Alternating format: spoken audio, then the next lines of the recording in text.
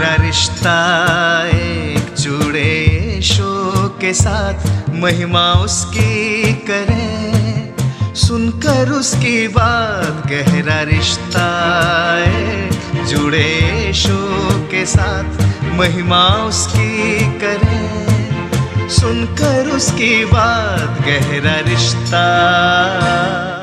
प्रभु यीशु मसीह के पावन नाम में आप सभी को अभिवादन।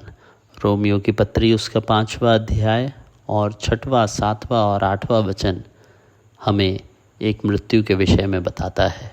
प्रभु यीशु मसीह की मृत्यु जो अधर्मियों के लिए थी, ऐसे अधर्मी मनुष्यों के लिए जो कभी भी अपने आप को पाप के दासत्व से छुड़ा नहीं सकते थे, ऐसे अधर्मी मनुष्यों के लिए जो सदैव उस निर्बलता के कारण, सामर्थ्य की कमी के कारण पाप के दासत्व में और अनंत काल की मृत्यु के भागीदार होने के लिए निर्धारित थे।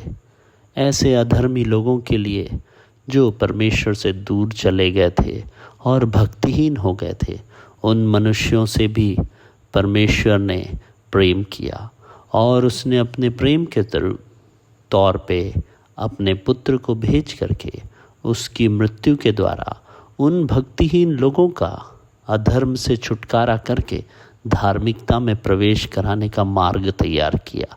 रोमियो की पत्री उसके 5वें अध्याय के 8वें वचन में इस प्रकार से हम परमेश्वर का और उसके पुत्र का और परमेश्वर के प्रेम का वर्णन पाते हैं। वहाँ लिखा है, परंतु परमेश्वर हम पर अपने प्रेम की भलाई इस रीति से प्रकट करता है कि जब हम पापी ही थे तभी मसीह हमारे लिए मरा। 6वां, 7वां और 8वां वचन रोमियो की पत्री के 5वें अध्याय का हमें इसी बात का ध्यान दिलाता है, हमें बार बार स्मरण दिलाता है कि हम जब पापी ही थे तब मसीह हमारे लिए मरा।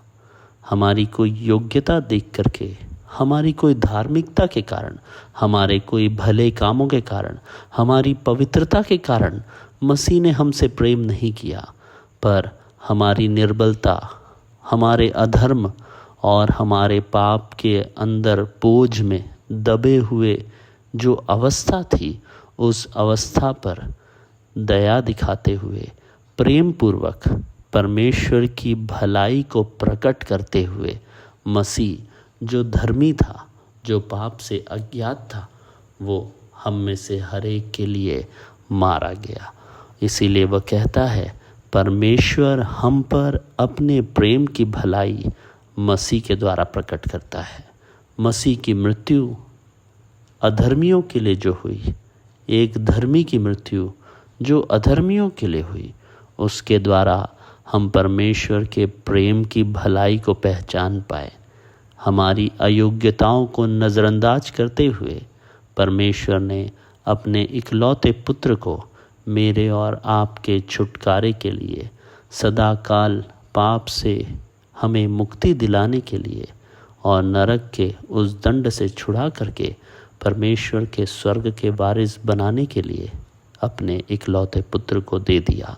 ये महान प्रेम का प्रदर्शन प्रभु यीशु मसीह में हम पाते हैं।